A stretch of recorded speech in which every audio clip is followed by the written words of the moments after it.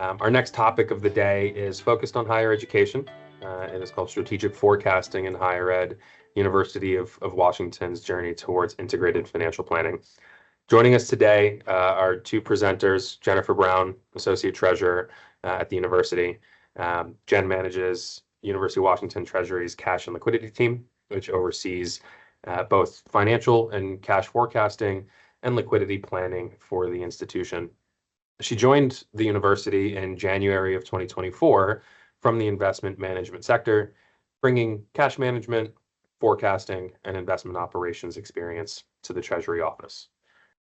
We also have with us today Sarah Elliott, Assistant Treasurer at the university. Sarah is a CPA with experience with financial modeling, business valuations, and financial statement analysis for a variety of businesses and not-for-profit organizations. Sarah started her career in higher education in the Student Financial Aid Administration Department. So with that in mind, we're looking forward to a great session here about how they are leveraging strategic financial planning to improve their own decision-making. Jen and Sarah, if you are ready, go ahead and turn your cameras on and we can go ahead and dive right in. Awesome. Thank you, Michael. Thank you for the intro. Sarah and I are happy to be here. And thank you to Juanita and Bill for a great presentation. Juanita, I'm not sure I'll be able to shed any light on the FAFSA necessarily, but maybe after this, it will feel relatively less painful, just a little bit.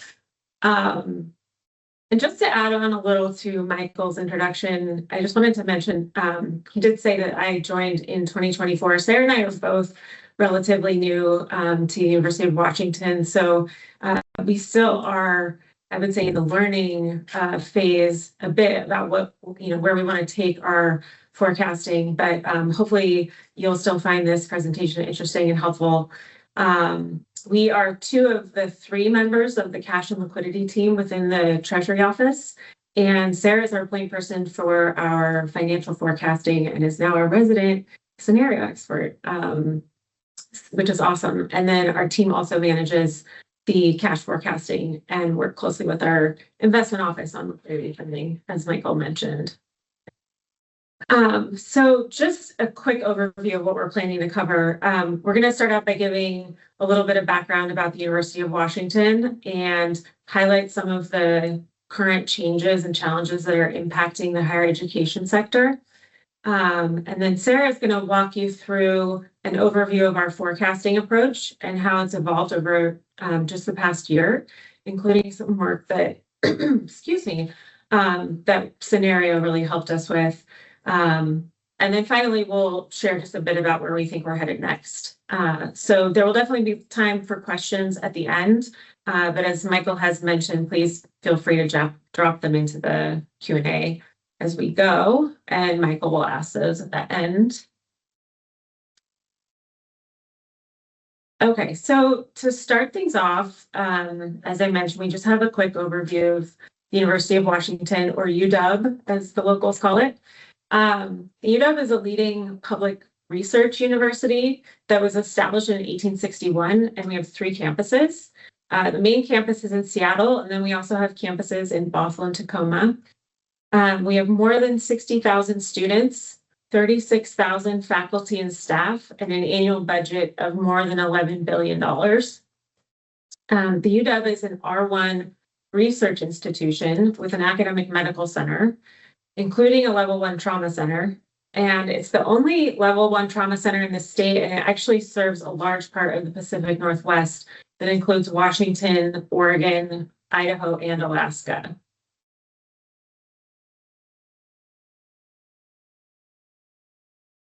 Oh, I think my notes went ahead. So in terms of forecasting, the UW has been a Synario client for quite a number of years, and our forecast was initially put together for a really specific purpose.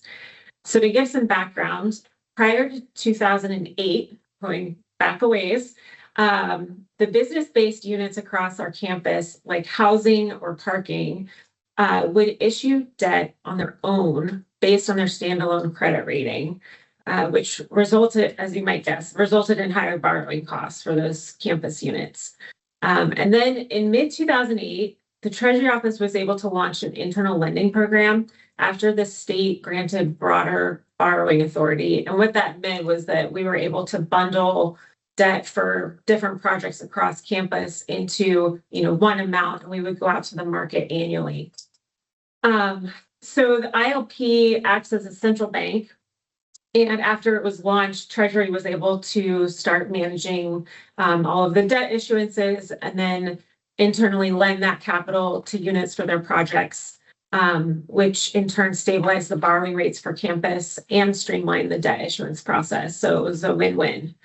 However, UW is not statutorily limited as to how much debt we can issue. So the Treasury Office performs an annual analysis to estimate the amount of debt that we can issue while maintaining certain financial ratios and credit rating thresholds.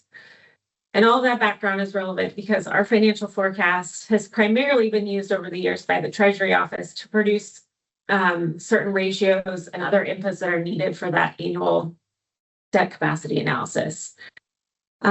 All that being said, over the past 12 months, changes in our org structure, as well as a more dynamic policy and funding environment, have resulted in the forecast being used for purposes beyond just the debt capacity analysis. And we'll touch on that a little bit more later in the presentation. Okay, so those who are listening in, who are also in higher ed, and especially those with the medical system, are likely very familiar with the complexities of putting together a forecast for an institution like UW. For those who are outside of higher ed, we wanted to give you just a little bit more color about the types of challenges that we encounter. So for starters, the medical enterprise makes up a significant portion of our revenues and expenses.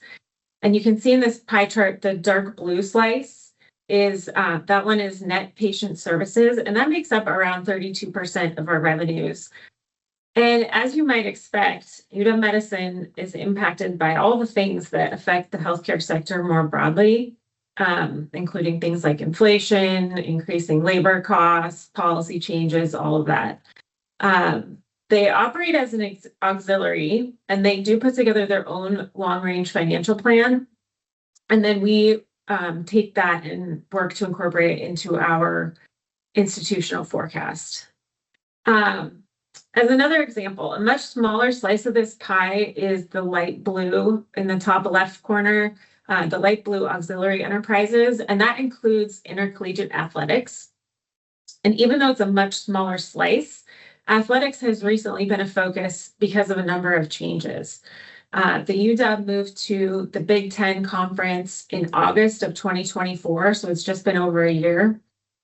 And that move required some initial investments by UW in order to meet Big Ten requirements. And the move to a new conference also occurred during a time of a lot of changes in the college athletics landscape. So even though it's a smaller slice, it's really been a focus recently to try to determine what the next 5 to 10 years will look like. And then I think the key from these two examples is that while our units are also putting together their own forecasts and projections, one of our challenges is to really make sure that we understand what's underneath, the data and the drivers that are driving those results and projections.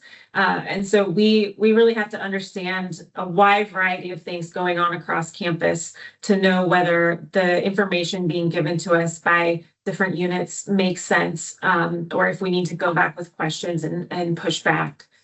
In addition to those two examples, another challenge has come about from UW's implementation of Workday financials and adaptive planning, and that happened in July of 2023. Prior to Workday, the main accounting system was 50 years old. Yes, 50. And there were dozens of side systems across campus. So as you can imagine, in the old world, it was super challenging, but it was also a really big change to get everybody onto one ERP. And it took over a year for things in the new systems to really stabilize. So that did create some data challenges for us on a number of levels. And what that means is that we are just now heading into our first forecast cycle where things are more stable. And we also have better access to data from across campus. So we have high hopes for this forecast cycle.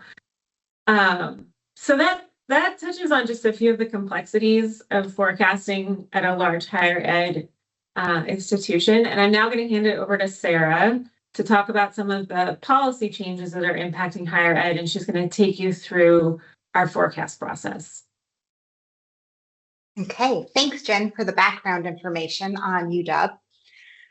So since we're talking about financial forecasting in higher education, we want to touch on the impact of current events. 2025 has brought a level of uncertainty that certainly adds challenges to creating a financial forecast.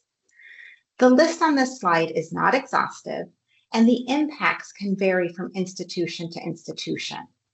And this slide includes the more significant federal policy changes that have impacted or have the potential to impact the higher education sector, like cuts for federal research grants and Medicaid funding. Beyond federal impacts, R1 institutions and others are facing healthcare sector headwinds, declining state appropriations due to budget constraints at the state level, a deferred maintenance backlog on aging buildings, a changing athletics landscape due to name, image, and likeness rulings, and finally, enrollment fluctuations due to changes in population and changes to international students that are accepted at the institutions. As you can see, overall, higher education institutions have had a busy year analyzing how these various issues may or may not impact their institution.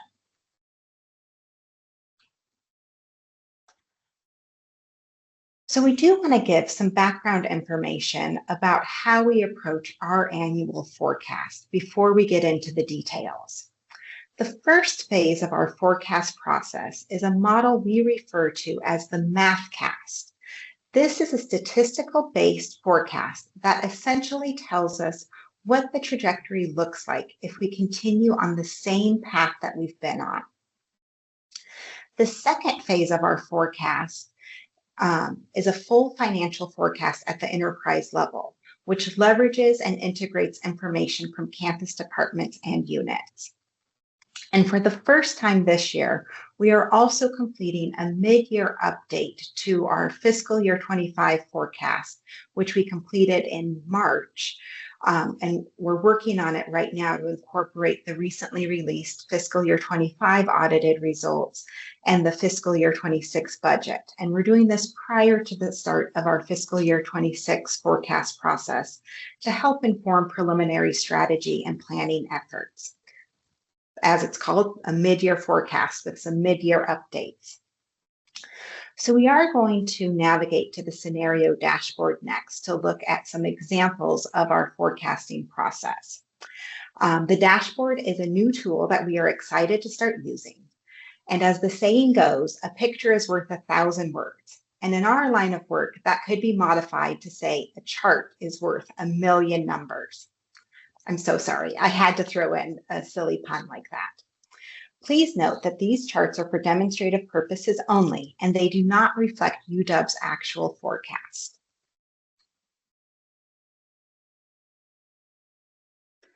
Okay, so here we are in the dashboard, and I'm going to navigate to our MathCast, and we're going to talk about that. Before we look at these charts specifically, I want to give a little bit more background about our MathCast process.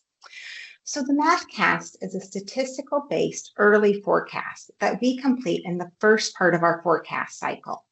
And it came about because our facilities team starts their capital budgeting process in December, and they need to know how much debt is available to fund the projects they develop in their capital plan.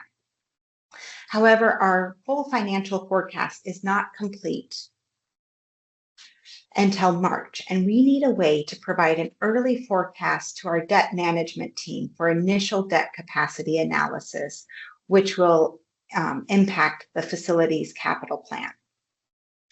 So what the MathCast actually does is it calculates an average 5-year compounded annual growth rate over a 10-year period for our income statement accounts. And so we're basically calculating the compounded annual growth rate from, say, fiscal year 15 to fiscal year 20.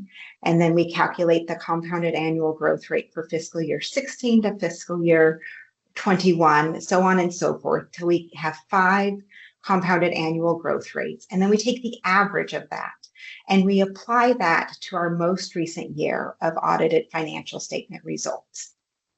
And that shows the mean in our MathCast. And in all of these charts, that's going to be this dark blue line that's generally in the middle of each chart. We also apply a standard deviation to the mean. So we are showing the mean less 1 standard deviation in the light green and the mean plus 1 standard deviation in the light blue color. And this allows us to see a range of expected results if historical trends are influencing future results. There are a few financial statement lines where we use actual projections at this stage of our MathCast, and that includes capital assets and related funding through debt, capital appropriations, and capital gifts. Also, for investment income, we use an estimated rate of return instead of a historical trend. And so what we're actually showing on the screen now is a very high-level view of the results from our MathCast. For any specific financial statement line, we look at the individual results, and then we analyze these results and make adjustments when past trends are not indicative of future results. We end up doing a lot of this, especially for years that include the COVID years, where there might have been increases in certain types of funding, but other types of funding, we saw changes. So we might have seen increases in certain grants, whereas our housing and food services revenue would see a little bit more fluctuation because of what was going on with those COVID years. So we make adjustments for years that are outliers. And once we've made those adjustments, we end up what we refer to as a modified MathCast, which is then used by our debt management team for their debt capacity analysis. So let's spend just a little bit of time looking at the 3 charts that we're showing on our dashboard for this presentation. Now, in real life, we spend a lot of time looking at the financial statement lines, but at the end of the day, when we put together our MathCast, some of the most important metrics are going to be where are we at with our operating income? So that's operating revenues less operating expenses. Where's our change in net? What is our change in net position, the net income? And then we also want to see where we're at with our cash and investment balances. These items certainly influence the ratios that are used for our debt capacity analysis. And what we see if we zoom in on, say, our cash and investments balance, we see the results of, well, one moment before I do that, we'll look at our change in net position. Overall, we're seeing with the mean plus standard deviation, a higher change in net position, a higher net income than with the mean or the mean less standard deviation. And we see those results follow through when we go to look at the cash and investments. We see those trends continuing with the results of operations and where they line up with our cash and investment balance. So we're able to use this as a tool to see where the historical trends lead us in an initial preliminary statistical forecast.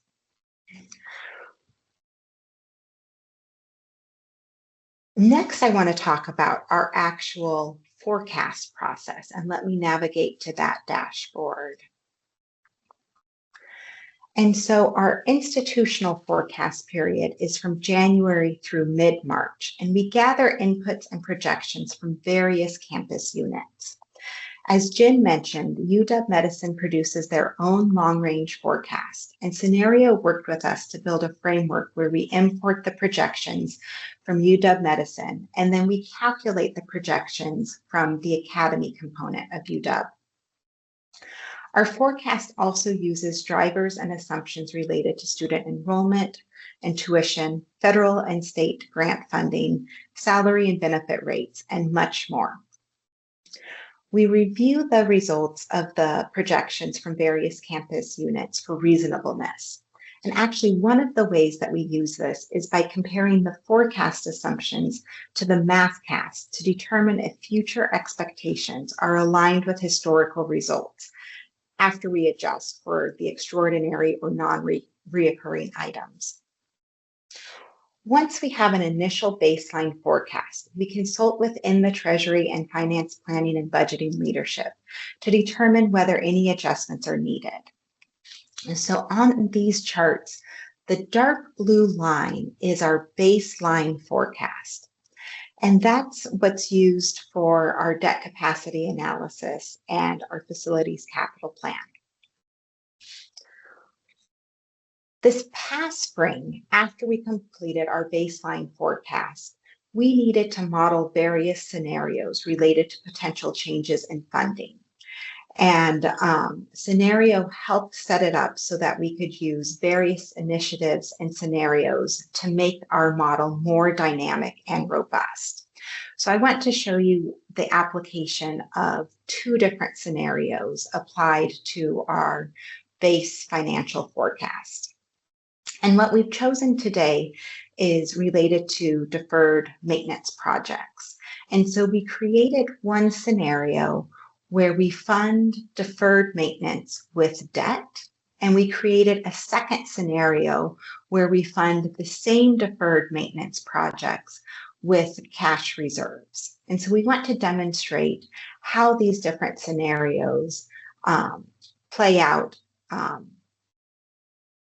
on these charts. And so if we look at the operating income, what we see, and I'll zoom in a little bit, we actually only see two lines for operating income. And that's to be expected because our scenarios, whether we're funding deferred maintenance with debt or funding deferred maintenance with cash, the only impact to our operating income would be an increase in depreciation expense. And that would be for both scenario 1 and scenario 2. And so the light green line for scenario 1 and the light blue line for scenario 2 actually appear together in this lower line here. And again, the navy line is our baseline financial forecast. So it becomes really helpful to see at a very high level how the scenarios are going to affect various KPIs, in this case, operating income. We see a little more differentiation when we look at our change in net position, so net income. We see the financial forecast, our baseline forecast without either scenario. And then we see with scenario 1, the light green, funding deferred maintenance, is this lower line. And we see that net income as a result of applying the scenario 1 is lower than scenario 2 or the financial forecast. And that's because you're going to have an increased expense for interest expense because you have to start repaying the debt. So we do see the difference between scenario 2, where you're funding with cash and you just have depreciation expense, whereas with scenario 1, you would have depreciation expense and interest expense. And we can compare that to our financial forecast. And then if we step back and look at where we end up with our cash and investments with these scenarios, let me see if I can reorient that chart. We see that our financial forecast line stays right in the middle of our two scenarios, which is to be expected. With scenario 1, if we're funding deferred maintenance with debt, We see an increased cash when we receive the proceeds from the bond issuance, and then we see cash decrease as it's spent on the capital projects to fund deferred maintenance. I think in this particular scenario, we see 2 issuances of debt, which is why it kind of spikes here. With scenario 2, we don't see the increase in cash because we're actually using our cash reserves. So we see a decrease in our cash and investment balance from the financial forecast because we're using cash reserves to fund deferred maintenance. And then, of course, as the trajectory goes out to fiscal year 30, we do start to see that the scenario 1, where we've funded the deferred maintenance with debt, we see a decrease in cash reserves as we start making debt service payments to repay the debt. And so this is a fairly simplified use of the scenario feature in the scenario dashboard, but we felt it would be easy to demonstrate 2 scenarios that are fairly similar but have slight differences, and how you can use this as a tool to see variations over your financial forecast by using these scenarios. And it can help you plan and predict what you want, what's going to end up happening, and what decisions you want to make. We have found that the scenario software is much easier to layer these scenarios because you can layer multiple scenarios or combinations of scenarios and see the effect and compare them. So we have found this to be a really helpful tool. And as Juanita and William explained in the earlier presentation, it's helpful to have the explain feature that tells you what's going on behind the scene with each of your scenarios or with your financial forecast. So we've just found that Synario allows this to be a lot more dynamic and user-friendly than if we were trying to do all of this in Excel. It would become very complicated to layer all of these scenarios.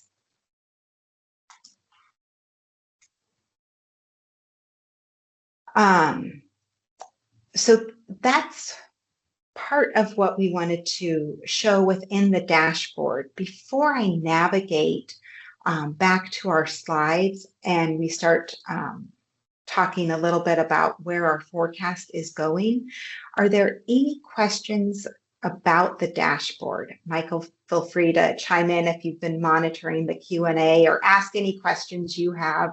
I mean, these are for demonstration purposes only, so we're not even showing you the y-axis, so it's hard to orient yourselves, but we do want to highlight the visual side of the dashboards.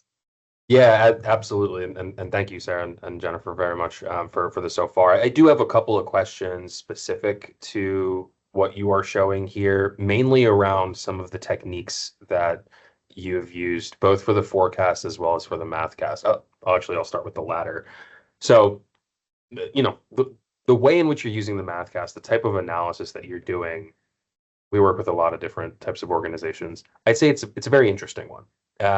You know, applying a standard deviation analysis across these historical trends to give you bands of possibility of sorts in what the projections are looking like. Again, it's a really interesting way to model this beyond just the typical driver-based forecasting method, which is also commonly used. I'm curious if you can talk a little bit around how or why UW adopted this method, right? Where did this particular methodology come from? This maybe stems beyond the software, but just kind of taking a look at this from a decision-making standpoint, how did this come about, kind of taking a look at this type of approach versus just doing a historical trend analysis? Well, I can take a stab at this. I know you're new. As I mentioned, Sarah and I are both relatively new, so we don't have a lot of the history, but I'll take a pass at this. So in terms of the specific methodology of using the 5-year CAGR over a 10-year period, we're actually not, we don't have the history there of how that came about and how they, honed in on that particular approach. We touched a little bit on the reasons, more generally for needing a MathCast, which was really more around timing, and the need to be able to produce some sort of early indicator for our debt management and analytics team when they're doing their debt capacity analysis. And then they provide a planning number, which is really, that preliminary debt capacity number in December. And so we don't finish the full financial forecast until later in March. And so I think the need for some sort of planning number was kind of the initial driver for this. And, the other benefit that it provides is that, when we look at the results of our forecast in March, we don't just look at, so like, let's see, Sarah has the MathCast up on the screen right now, but when we present the results to our debt management team, we look at all of them on one chart. So we will show the baseline of the financial forecast, but we will also show the mean of the MathCast, the MathCast, we just refer to them as MathCast plus and MathCast less. It refers to the one standard deviation in either direction. And we will look at the modified MathCast. That's the one that we made adjustments to. And so we will be able to view it in the context of all of those model results. And that just kind of gives us more context around what we're seeing from our financial forecast when we get through that at the end of March. Yeah, is that helpful? It is. I mean, you're trying to develop an early warning sign, right? And you're getting a sense of what a marker is, absent other information, before you start going through the decision-making process. I wouldn't necessarily call it a floor or a ceiling, right? But you're establishing a benchmark, right? Based off of what you've seen. Now, I'm curious as you go through that, maybe more technical here, since we are at this piece, and Sarah, I promise I'll give it back to you here to continue. Obviously, as everyone knows, across all industries, we have seen a myriad of quite, I'll call them large-scale events that have happened across various industries, both within given sectors as well as just on a global scale. Does the pandemic sound familiar to anyone?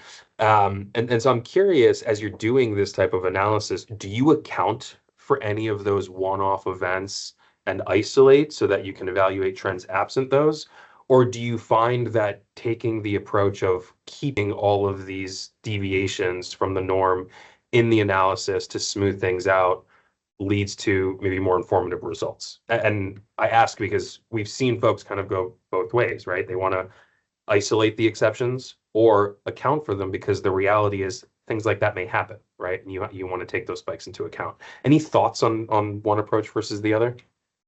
I mean, my answer was going to be that both are valid. And even though we're showing charts at a high level, when we're doing our analysis, it's on an individual financial statement line. And so what we decide for one financial statement line might be different for another when we're reviewing whether we exclude outliers or we accept them. And it just is going to kind of depend on what we think might happen in the future for that particular line item. Jen, do you have anything you want to add?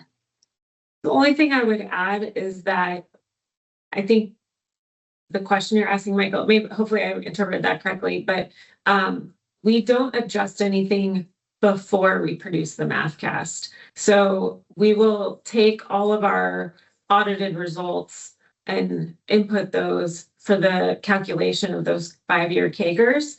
We don't adjust it prior to that step in the process. And then once we see the results from the MathCast, we might look at those and say, hey,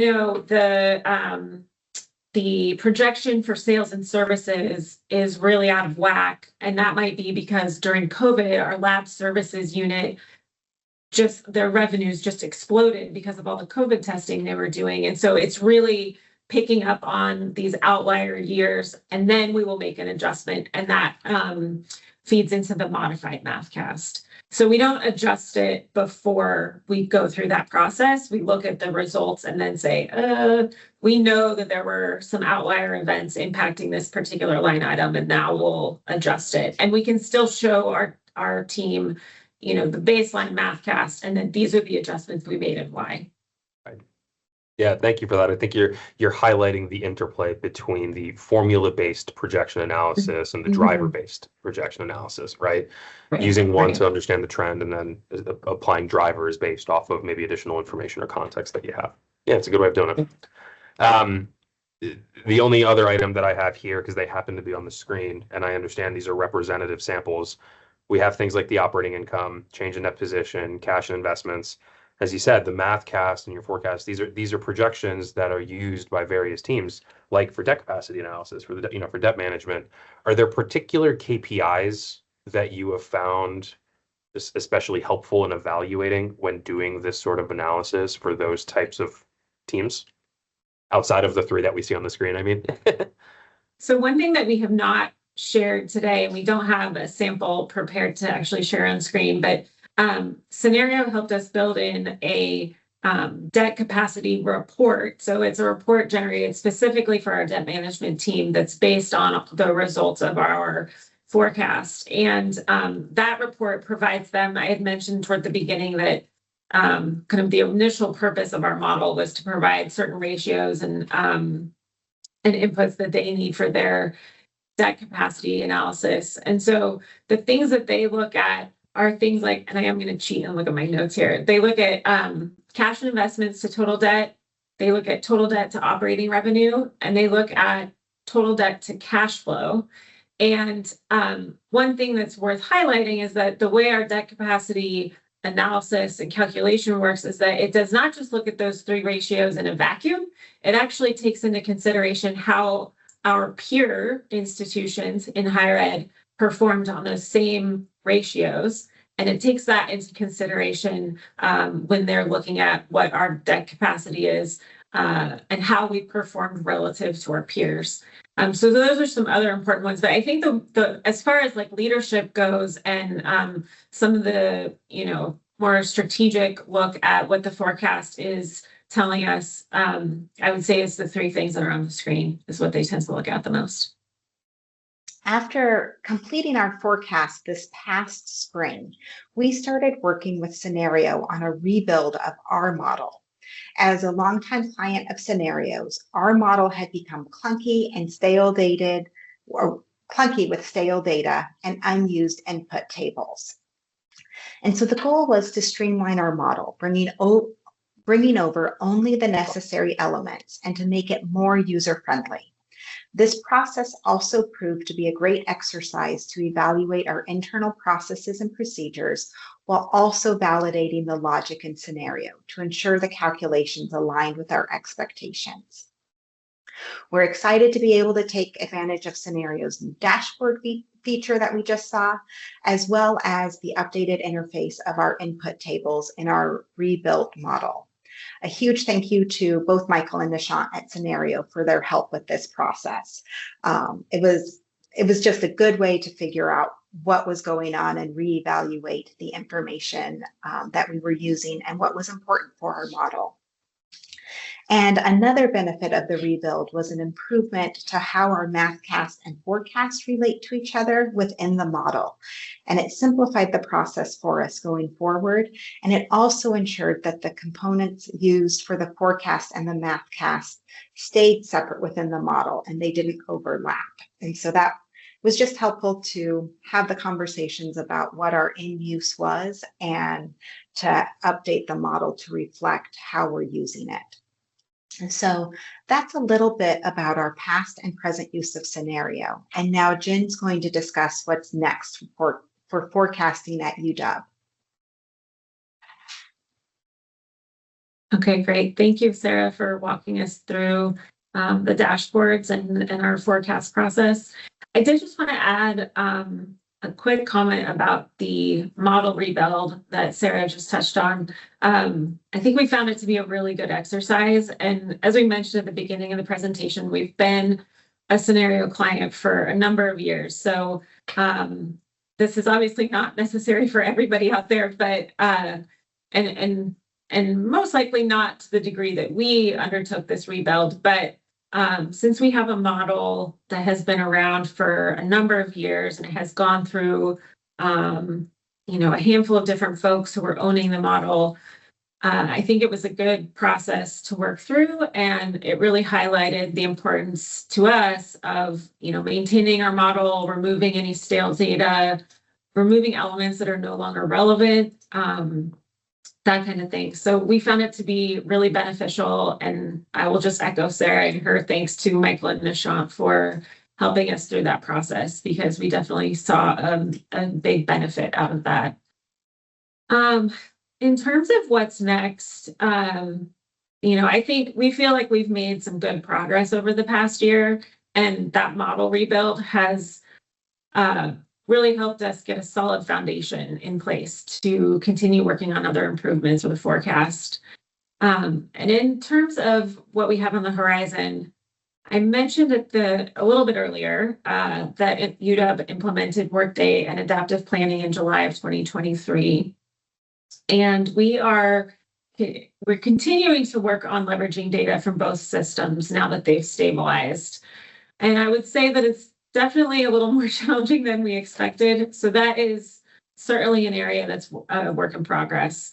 And then also on the modeling side, we are kind of anticipating that this mid-year forecast update that we've mentioned will potentially or likely be the first of many. And so, we're planning to work on improving that process in the coming months so that it's a bit more streamlined for the next time we get a similar request. And then in terms of partnerships, we mentioned that the UW Medicine auxiliary unit puts together their own long-range financial plan, and then we incorporate it into the institutional forecast. And one of our goals is working towards closer integration with that forecast that they provide to us to make sure that we are aligned on assumptions and to improve our own understanding of their drivers. And then in addition to that, we're continuing to work with, I'd say broaden the ways that we work with our budgeting team. This was one of the org structure changes that I mentioned early on in the presentation, where the Office of Planning and Budgeting was separate from UW Finance previously up until last year. And so there was not actually a lot of cross communication between the two teams. And so now we're under one umbrella, and that's really given us an opportunity to share more data across the two teams, improve communication, leverage each other to, validate what we're seeing. So that's definitely an area that we want to continue working on. And we think that, obviously the modeling improvements are huge. We have data improvements that we're looking to take advantage of. And then we think that these partnerships across campus will be key as we, continue to improve our forecast going forward. And so that concludes our prepared presentation, but we would be happy to take any additional questions if there are any.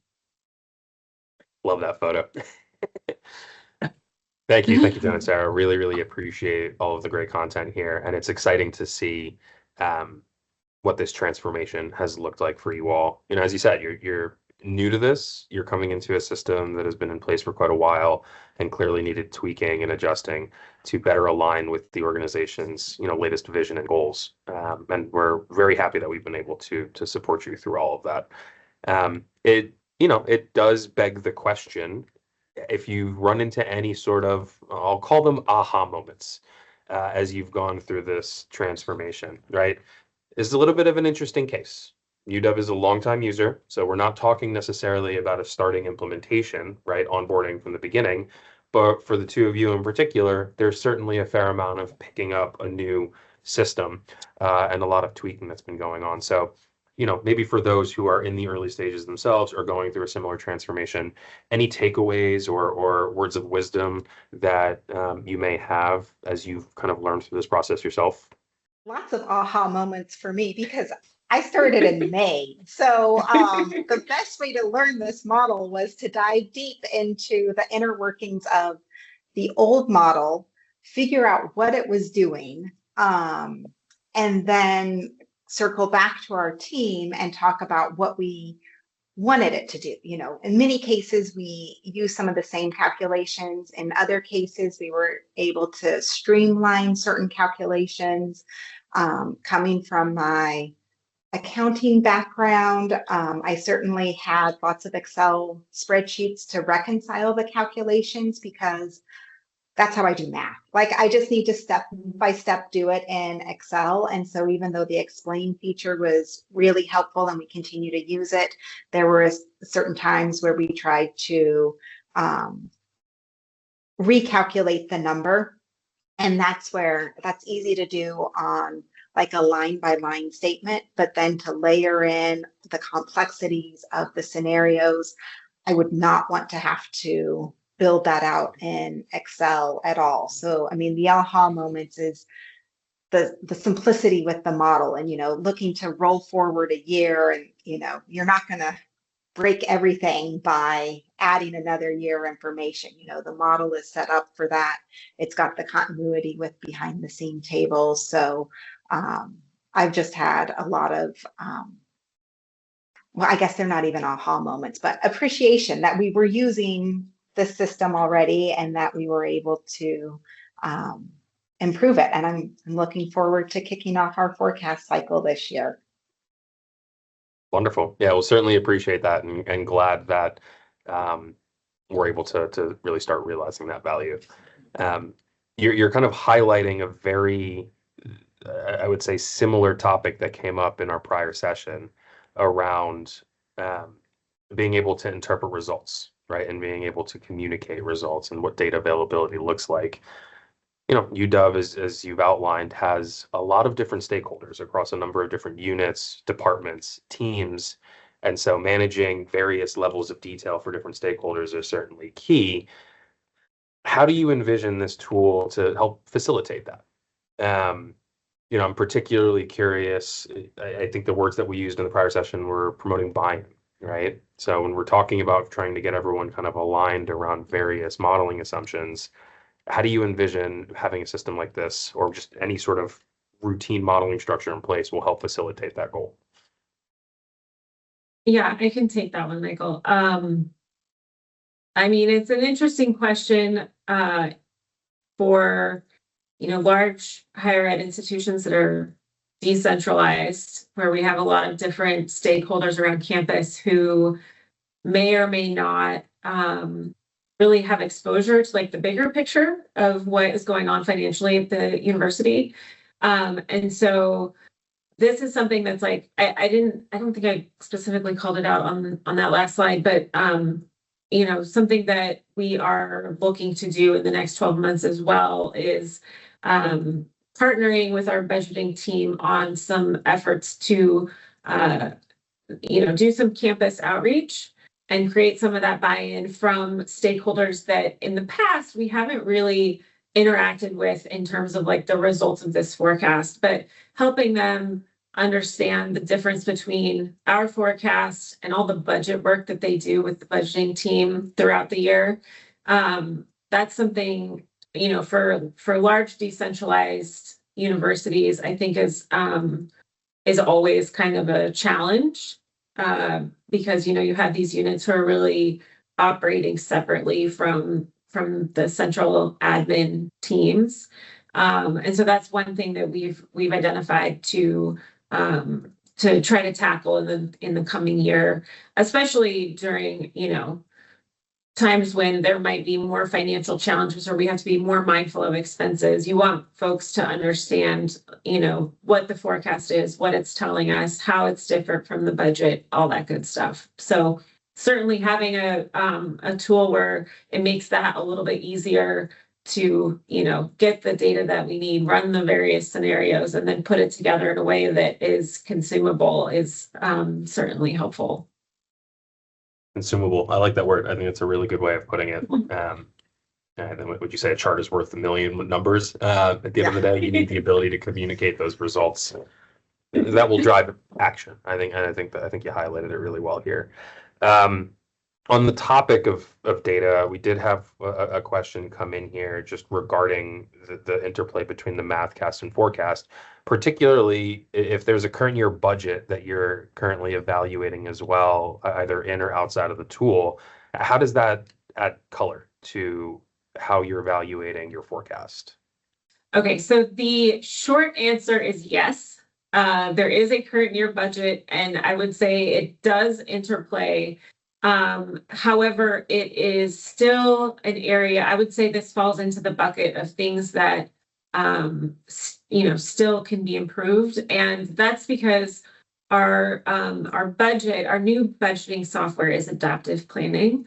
And the way, when it was implemented in 2023, the way it was implemented is not, it's not currently in a financial book.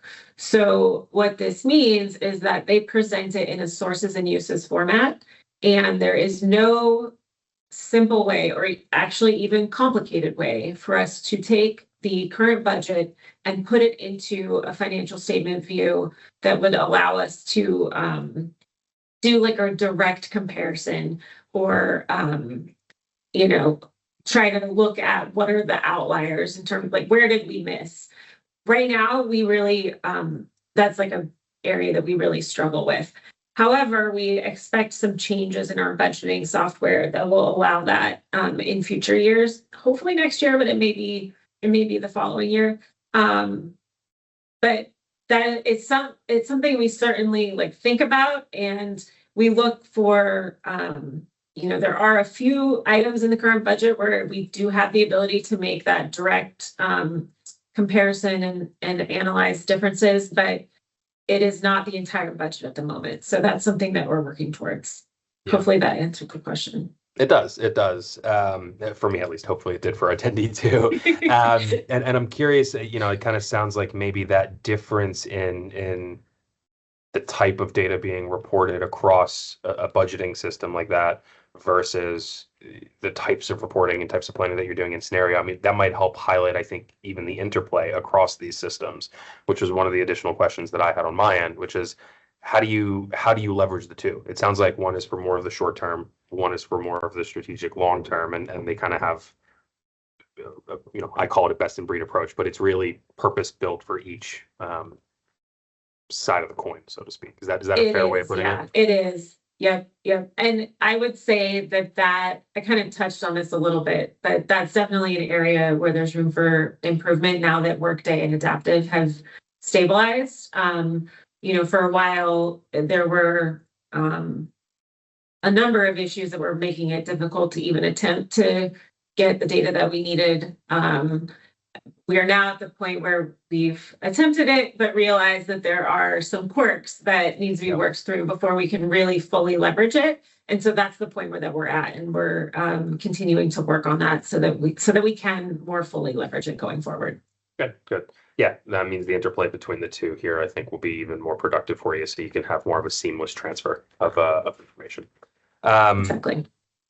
Wonderful. All right. I know we went a little bit over the block here, but this was a really helpful Q&A. A lot of really good conversation. Any last thoughts or comments as we wrap up your presentation here? None from me. Thank you for inviting us. Wonderful. Thank you very much for your thoughts here, Janice. I really, really appreciate it. It was very informative. And we hope everyone in the audience felt the same. I think we got a wealth of information here. So excited to have had you for today's summit, and certainly hope you'll find some really good content for the rest of the day as well.